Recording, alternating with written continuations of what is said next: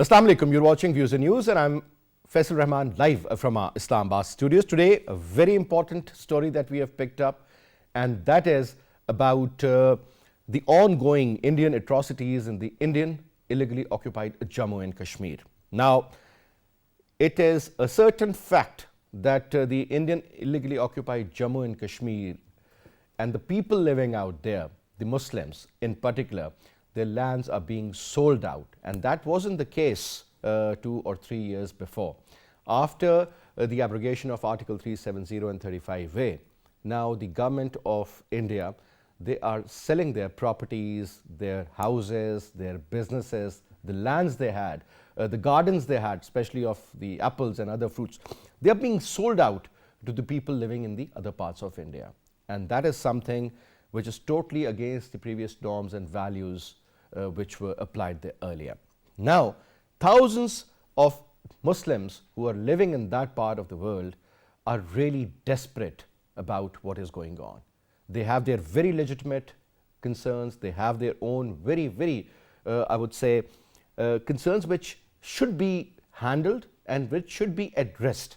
But unfortunately, as we all know, that the government of Hindutva, the government of RSS, the government which is so extremist out there, is not doing anything for them. Rather, they are snatching away their properties, issuing a lot of domiciles into millions. It is recorded that around 4.5 million, that is 45 lakh, half the population of Kashmir.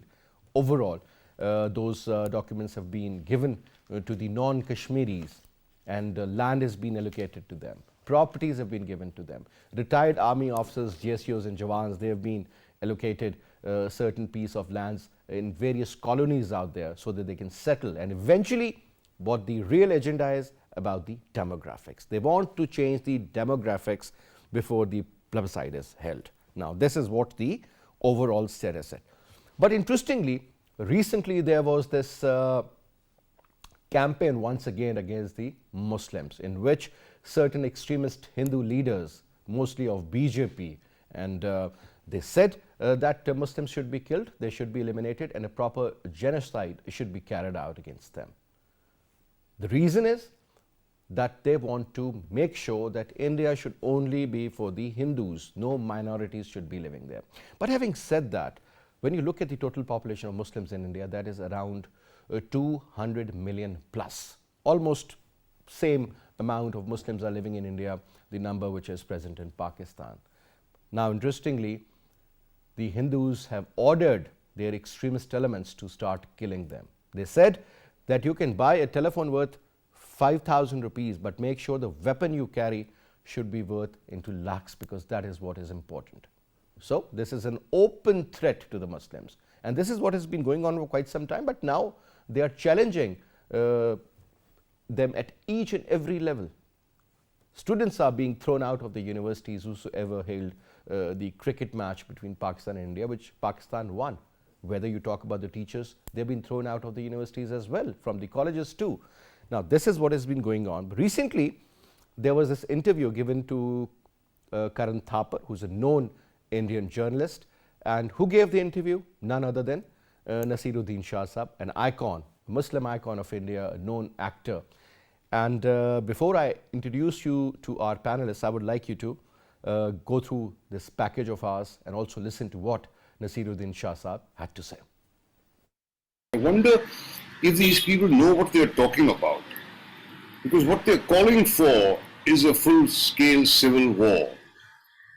200 million of us are not going to get wiped out that easily. 200 million of us are going to fight back.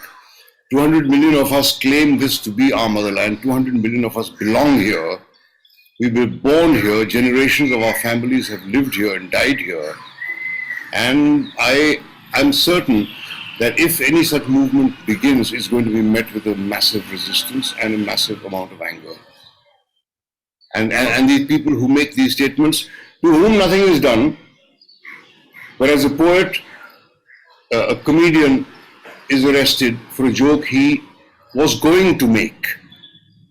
Whereas things like what this abominable Yati Narsing Anand chap goes around saying are absolutely abominable, and they are on the verge of ridiculous. They would be funny if they weren't so ominous. It's certainly deliberate. It cannot not be deliberate. Greenpeace funding has been stopped. Amnesty India's funding has been stopped, and so many others working for the benefit of society. They are being obstructed in every way. I simply am at a loss to understand why. Everything that is progressive seems to be anti-government according to the powers that be. The fact that a peaceful church service can be disrupted by violent mobs who sit down and start singing bhajans in there, which is, it's quite unthinkable. This kind of thing never happened before. And it obviously has its approval from the top. And interestingly, what Nasiruddin Shah Saab said, that it is not only the Muslims who are the target, perhaps the Christians living in India as well. And on many occasions, the violent mob of Hindus, they have stopped the church services as well. So now we'll also show you a report that the production team has prepared. Let's watch that.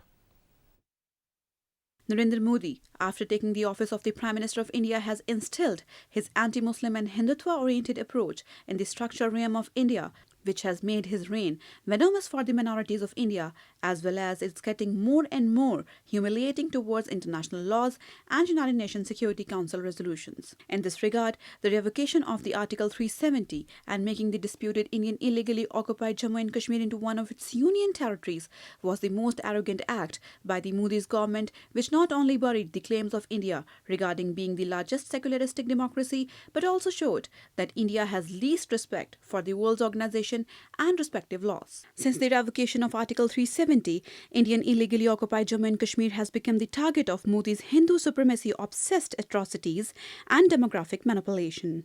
This threat was overtly expressed by Jammu and Kashmir Hurriyat Party and other opposition groups on 28 December 2021 as they slammed India's recent move to allow non-Kashmiris to buy land. Kashmir's all-parties Hurriyat Conference, headed by incarcerated Mirwais Umar Farooq, strongly appealed to the international community to take the notice of the systemic demographic change being foisted upon Muslim-majority Jammu and Kashmir.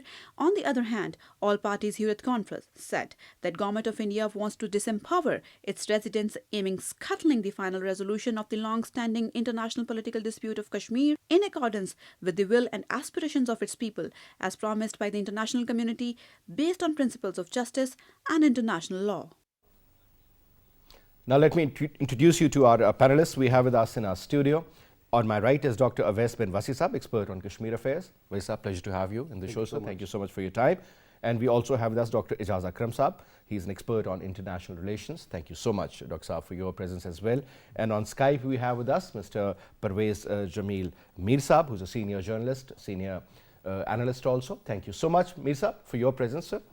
Now, we heard what earlier the known Indian, I would say a superstar, Nasiruddin Shah Saab had to say. In fact, he said that the inciting of violence by the extremist Hindus would lead eventually into a full-scale civil war, because you're not trying to eliminate a small minority, you're talking about 200 million people. Now, let's start off from there, sir. And these people, they were born there. Their ancestors, they have lived all their lives in that part of the world, sir. But now they are under extreme threat. Let's start off from there. Yes, since 2014, when this BJP regime came into power, the first tenure and then the second tenure, they have purposefully made policies to eliminate all the minorities from India, not only Muslims, but also Christians and Hindu Dalits also. So the India, which claims to be a pluralist society, to be a society which is a secular, they profess it constitutionally, but as a matter of fact, when we see the realities on the ground, that belies these claims, that goes contradictory to these professions which India makes at international fora within the country, and which it sells across the globe by selling these slogans and by telling the world that this is shining India, this is progressive India, this is liberal India, this is secular India. So how can you justify these claims if you see these things happening within India? And now you can see here that you have referred the Nasiruddin Shah, not only Muslims, but Hindu intelligentsia, Hindu intellectual, for example, Arundhati Rai is one of the very potent voices within India. She, over and over again, she, professes and she debunks these claims of Indian regime. So, and if we take the example of Kashmir, that is the Muslim majority state, what happens there by this regime, that is a question mark for the Indian regime, as well as the human rights defenders, human rights activists, human rights organization, that what is happening in India is really a question mark for them. Indeed, indeed it is.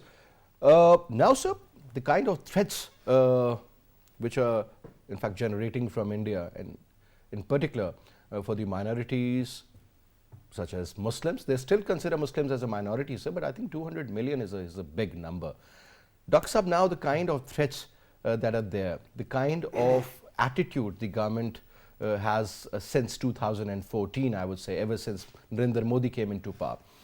Earlier, sir, we always used to give examples of the Indian judiciary, that they are very neutral, but sir, it seems that they are under the influence of the Hindutva concept, and at the same time, even the military. They never used to issue political statements, but now they do. Sir, so looking at the current trend, sir, where is it leading India, by the way? It's leading India to the brink of a disaster. First of all, it's not going to lead this conflict that the a mad group of Hindus who are completely fanatical, the BJP, RSS types, that they have created, and it's not going to lead to a civil war, because in civil war both sides are armed.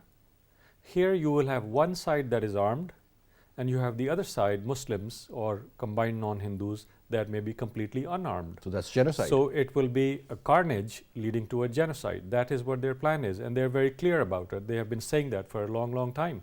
It is just that the world has not taken notice of it. And certainly Muslim countries, their own politics are so deplorable that they also fail to take notice of it, let alone do something about it. Pakistan, of course, which is the largest stakeholder, because the area in question, Kashmir, belongs to us. And at the same time, Pakistan has a moral responsibility, and so does Bangladesh, immediately have a moral responsibility to do something to come to the help of all these Muslims who are at the brink of being cut down into pieces. So I think that the alarm bells have to be raised. Governments all around the world, but particularly Pakistan and Bangladesh and other Muslim governments around, should actually voice their concern that what is about to happen in India has to be stopped preemptively. Now, there is some very interesting observations, sir, but when you talk about thousands of Kashmiris who have been killed in fake encounters, perhaps which we call the extrajudicial killings, sir, and recently 6 more were killed. And this is a regular phenomena, sir. I mean, these are the numbers which are reported, by the way. God knows how many are being missing and how many being kidnapped and perhaps sent to various jails like Tihar and yes, the number is very important, because first of all, the entire statistics of the Muslims in India is not credible. Muslims are in fact way more numerous than they are reported to be in India. It's not just 200 million, but much, much more. And number two, the definition of who is a Hindu is so wide that so many groups fall under it, that the actual number of Hindus is not so large as it is made out to be. And out of that conflated Hindu number, the number of the RSS people actually is not really that high. But what would be the percentage of RSS? Nobody really knows that, but my own assessment is it would be the RSS types would actually be less than a quarter of the Hindu population, yet they have seized the state power and put the country on a very destructive path. They have taken control of the media, they've taken control of the military, they've taken control of civil services, they've taken control of judiciary. So very, very sophisticated way. It took them about 100 years to do their homework, but they're there. And so now that they are there, it's actually some people should do a survey and expose how this is actually a minority rule and actually a fascist rule in India. So by no stretch of imagination, this qualifies to be a democracy, number one. And secondly, even if it is not a democracy, it is a benevolent minority rule, one could still live with it, but it's actually very pernicious, very narrow-minded, and an extremely dangerous mindset that is governing this huge nation, and whose media is actually actively pushing, shamelessly and very audaciously shoving the country towards a war. And this is what the Chinese media had recently said about the Indian media, that it's shameless, it's dangerous, and it's pushing the country towards war. Absolutely. And it seems that they are doing exactly what the government of RSS is telling them to do. Now, coming to you, P. Jamil Saab, now one interesting observation that the overall number of Hindus perhaps is much less than what it is said to be.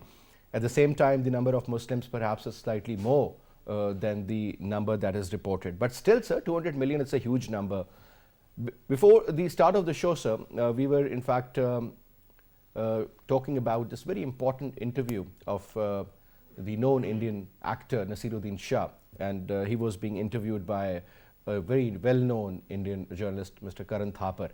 And one thing which he mentioned was that, you know, India is at the brink of a civil war. Our guest here says that it's not going to be a civil war, this is more about the genocide of the Muslims. Now, perhaps in one way or the other, they both meant the same. But sir, isn't it the biggest fault line of India? And it is being exposed. Now, where will it lead India, sir? Because at the end of the day, India is a country which is our neighbor. When you talk about the number of Muslims living out there, that's huge minorities. Whether you talk about the Jains or the Christians or the Sikhs, they are all under threat.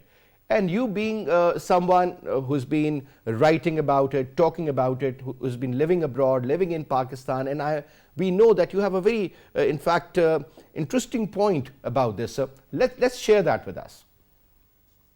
Well, first of course, what we've got to understand is that when we used to have discourses on Kashmir in Brussels in particular, we used to get sensible people, we used to get sane people from the Indian side, which included lieutenant generals and brigadiers, and of course from the political side as well. And they used to be talking sense, and there was a route which was being created to create harmony in the region. But since this RSS, since they have come into power, India has really not shown its true, let's say, potential, because the potential which India has really gone down the drain because of this group. I wouldn't call it a government, but a government of thugs, murderers, and of course, those people who have no care for life at all.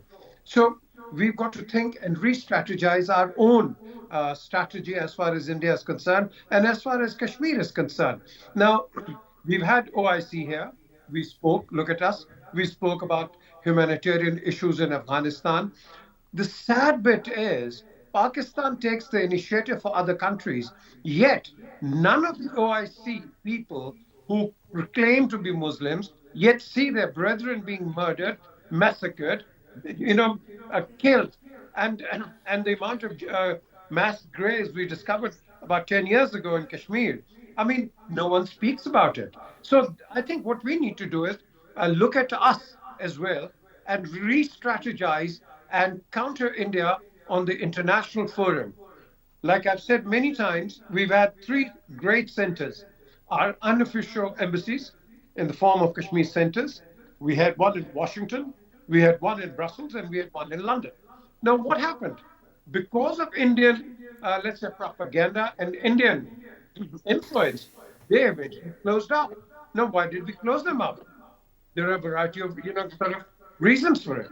So what we need to do is open them up, create exposes in the European Union, plead our case in the United States with the humanitarian groups.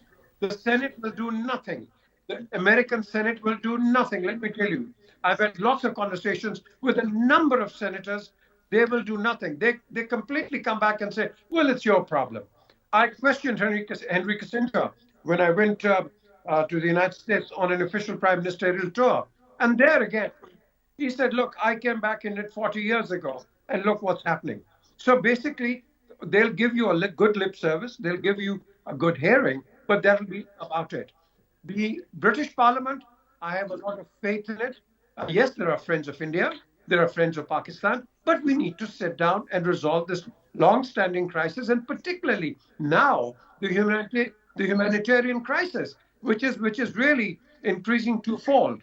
So when we speak about India right now, the sparks, the threads of disintegration of India has started. They've got the Nagas, they've got the Mizorams, they've got the Tamils, the Khalistan movement, the Spiris, Assam, Tripura. They will eventually, when you speak of civil war, they will all jump up to the, let's say, to the on the gates of breaking up India. So where do we start? Do we need a civil war in India? No, we don't. What we need is restoration of human rights. We need an international dialogue with this group of bandits, and we need to bring home that, listen, what you're doing is destroying the good image of India. You're destroying what India believes in, democracy. There is no democracy in India. One of your panelists said that, and I totally agree with it. It is democracy, but not democracy. And this democracy has to be converted into democracy. So how do you do it? You've already seen it, the persecution of the Indian Muslim actors. You've already seen what Nasiruddin Shah said, and Karan Thapar interviewed not maybe about a week or 2 weeks ago the great Indian, the Kashmiri leader, and he was on the verge of crying. He cried. He cried that, look, where are we heading towards, on this path? So I really think that we need to get the OIC together. We need to get the United Nations, which again is just a toothless tiger.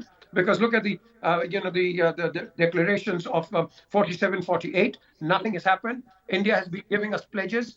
All the pledges have gone down the drain.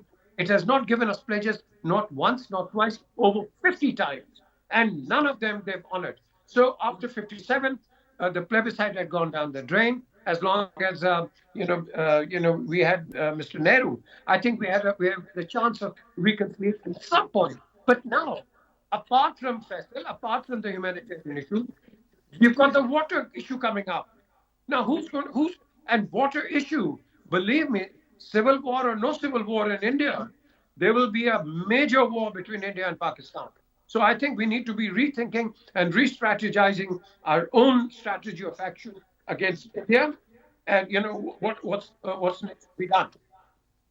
I think that is a very important point, Raise. Revisit the policies, because I think that old school of thought that prevailed a few decades ago, that's very different of what is actually happening now in India.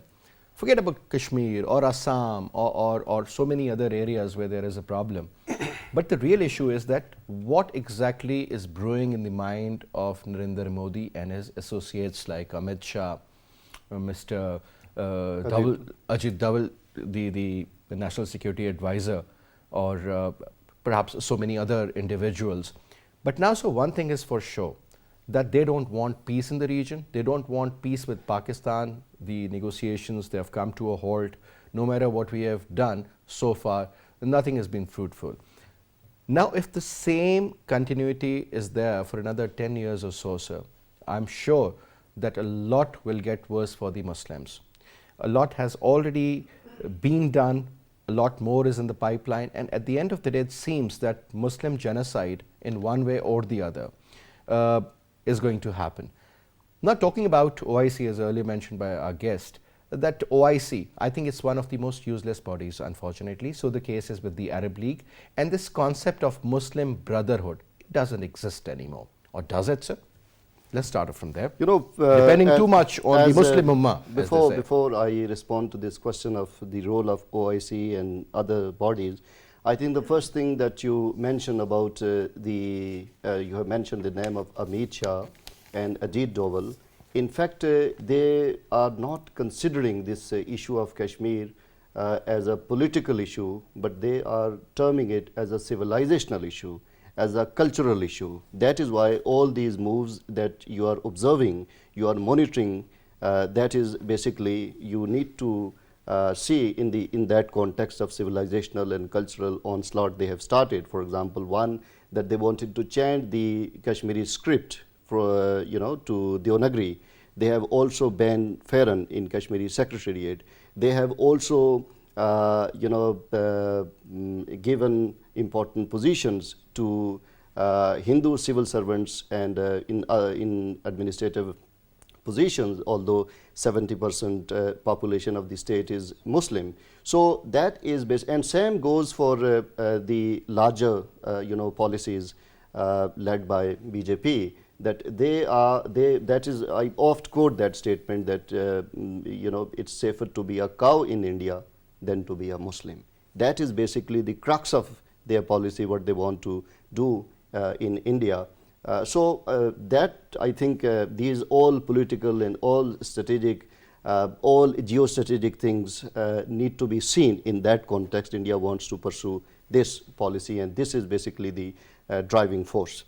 As far as the role of OIC is concerned, I think before we blame OIC or other bodies, Pakistan should also play its active role. Though Pakistan is playing. When you say Pakistan should play its active role, what Pakistan is doing and what Pakistan is not doing? Let's talk about that. I think that Pakistan, Pakistan's foreign policy, that revolves around three centers, which I call A, B, and C: army, bureaucracy, and civilian regime. So what I suggest is that we need to develop strong coordination. We need to build a policy which is well coordinated and which is rather muscular.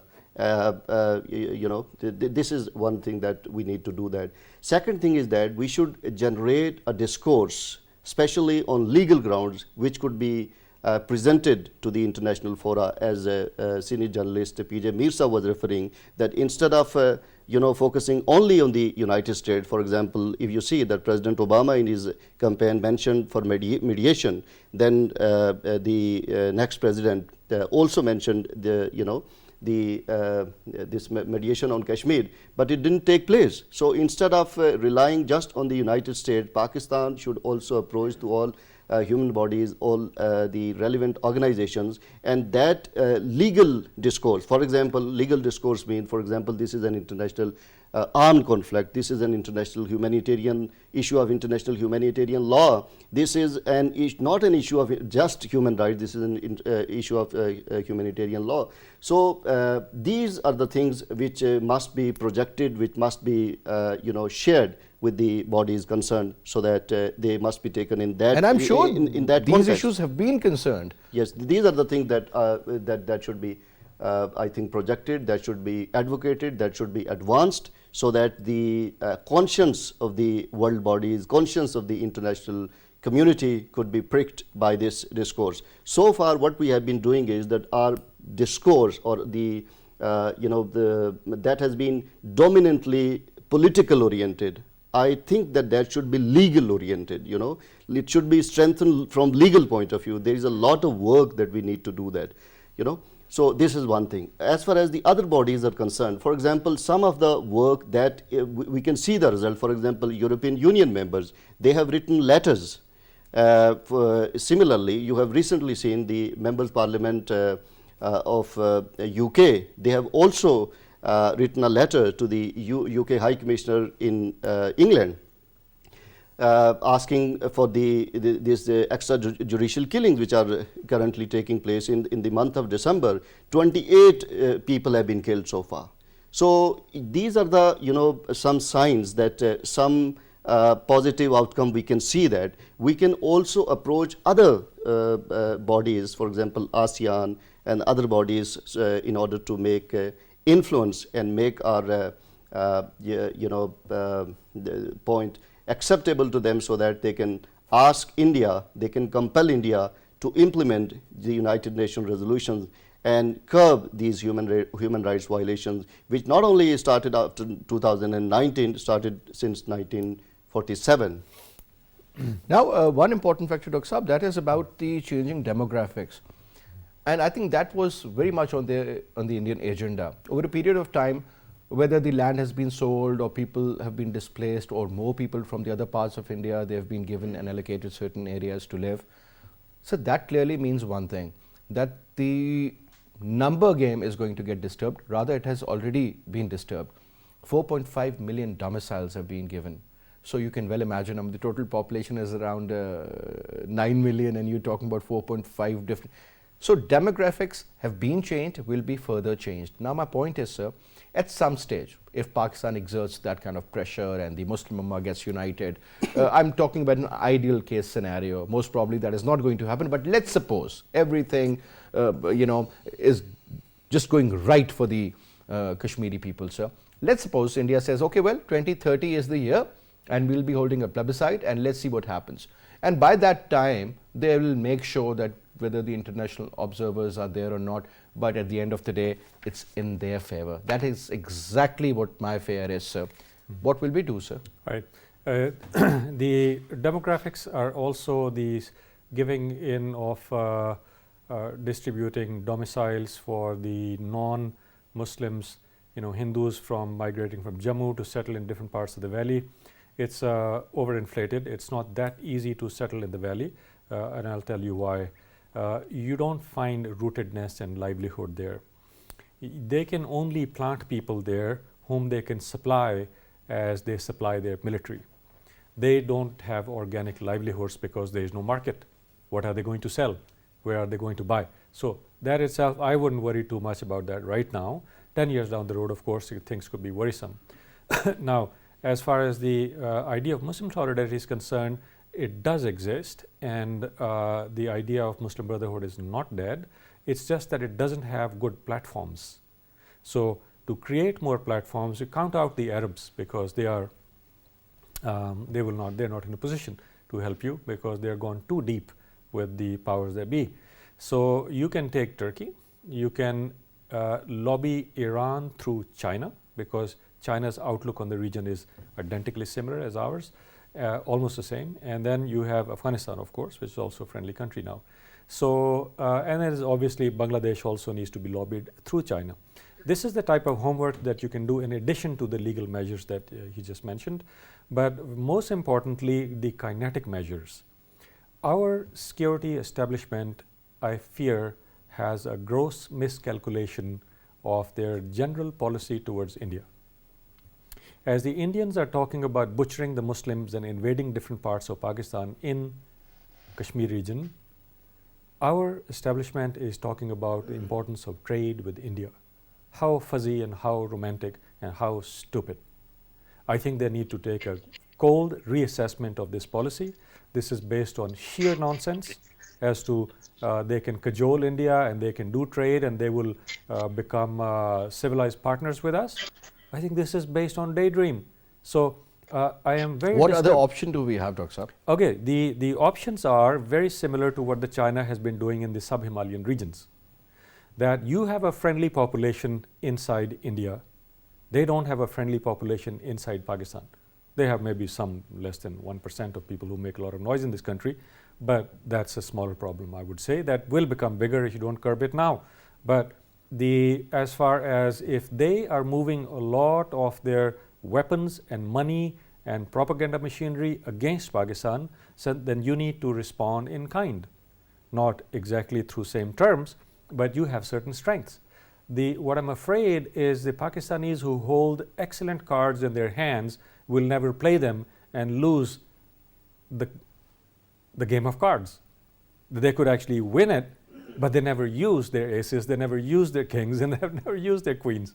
So I think that this is purely because of bureaucratic inertia and lack of ability to see clearly at on the part of the highest echelons of policy making when it comes to security.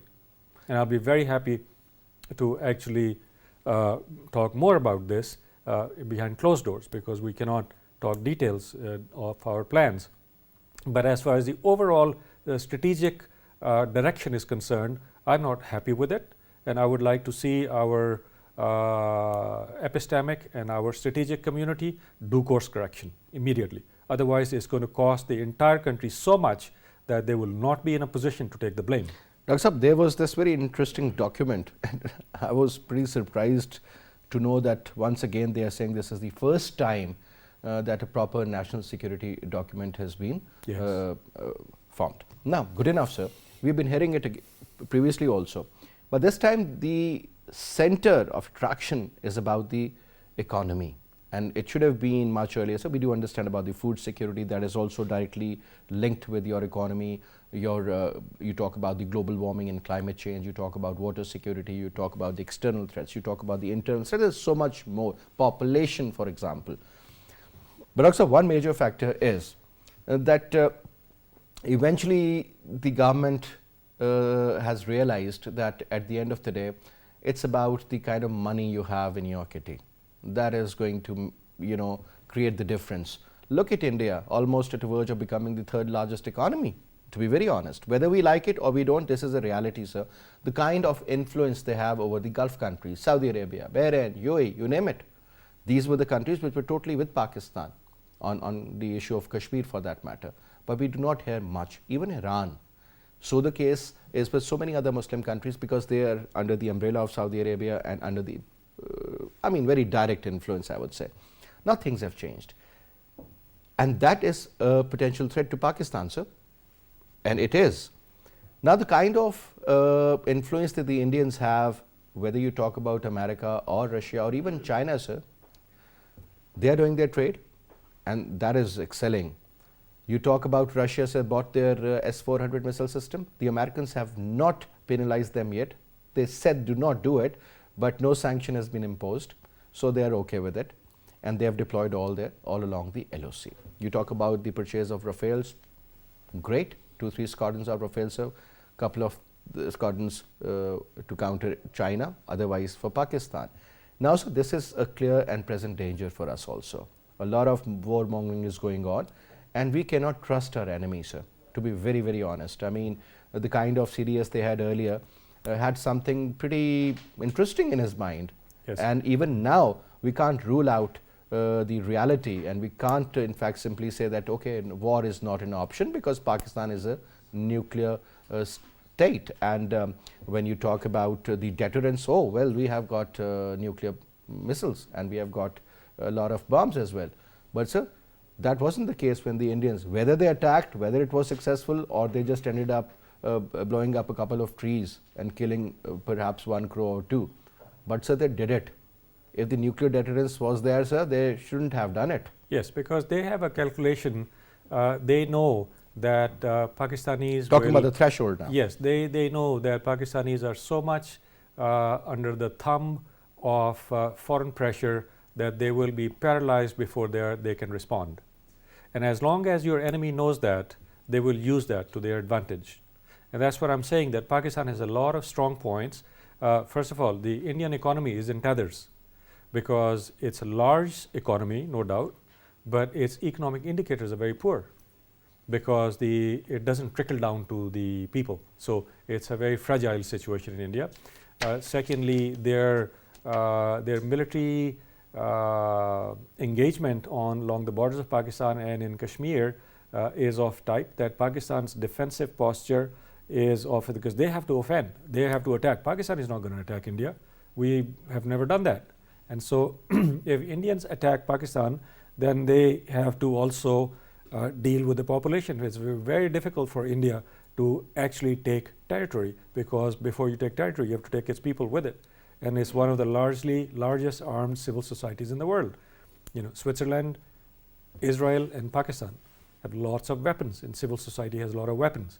So when India doesn't have that many weapons and civilians, but Pakistan does, which makes parts of Pakistan, if an invading army comes in a conventional warfare, it has a difficult predicament. Now, since we know that the enemy is at doors, you have to take some kind of action. And first of all, it's done through posturing. These people are actually, they've really never won a war, and so if you have proper posturing, I think they will back off. Look at what President Vladimir Putin has done in Ukraine. The Americans, NATO brought the missiles at their doorsteps. They changed their posture. And now that the posture is changed, there is now some kind of rethinking in the NATO establishment. Going on, yeah. That the establishment that Putin is going to take some steps. So this is preemptive. So there is a preventive war and there's a preemptive war. We have to look at the possibility of both, because the enemy is not rational and is all poised to attack. If not today, it will do it tomorrow, and there are no talks, because these people, you can't talk to them.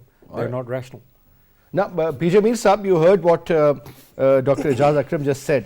First of all, sir, there are a lot of people and the intellectuals in Pakistan who believe that this concept of Ghazwa-e-Hind is pretty near. And a lot of people believe that Pakistan and India could go into a war, sir. And since both the countries are loaded with nuclear arsenals, sir, this is going to be an absolute chaos, not only for the region, sir, but for the entire globe. Obviously, nobody wants war, sir. War itself is a problem. But since your neighbor is so hostile and so, eager to go into a war, do you believe that now it is time that we need to re-strategize ourselves, that we need to revisit our policies, and we should get ready and get geared up for the threats that we see coming in for us in the near future, sir? Mir Saab. Well, first of all, let's understand one thing. Let's say if you wish to understand peace, you must know war. Now, there's a very nice book by General Alexander Buffer of the French Army. But here, you've got the latest examples of 79 to 89, the Soviet conflict, then from 89 to just 2021, you've seen the American conflict. Now, have they ever resolved anything? Wars do not really resolve anything at all. None, never. Take a peek in history. Have wars, resolved anything? No. You can take over countries, but taking over as far as Pakistan is concerned for India is asking for self-destruction. So, Dr. Saab is absolutely right. We people are more armed civilly in compared to the Indians. So the Indian army will have, unlike what they saw in East Pakistan, it's not going to be the same situation. That's out of the question. Now, what we need to understand is the Soviets tried their best to get to the warm waters as the dream of Lenin. China comes in without firing a 9mm bullet, lands in and starts negotiating, and we start off with the CPEC. Now, that is the kind of diplomacy what we need to be re-strategizing ourselves as far as Kashmir is concerned. Now, where do we start from? India doesn't want to sit on the table and talk about it. I've been on many discourses where, we argue on full stop, comma, hyphen, and question marks. And they don't come on to the right thing. Why? Because they have this issue of Kashmir as an integral part in their constitution. So basically, this needs to be resolved by the Lok Sabha or the Rajya Sabha. What we can do is put pressure on India, not militarily, which we will never do, but what we need to do is put pressure on them by asking the global village to put sanctions on them. That is the answer. Put sanctions on India, and are we in a position to do so, Mir Saab? Because we talk about the diplomatic support, the moral support, the political support. What else sort of a support do we have to offer? Well, the only support the world can offer you is, if they've got any brains, is to understand the massacre, the killing, the cold-blooded killing, the bayoneting of pregnant women, mass graves which have been discovered in India. We need to be continually showing it to the people. We did it. We did it in Brussels. We did it in the European Union. No, and we did it in Geneva. We went outside the United Nations. Sure. And we need to continually do it. But why don't we do it? We are reactives. We are not proactives. Correct.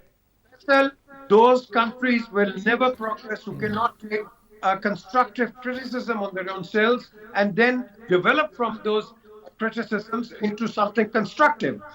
We only react after 370 or 35.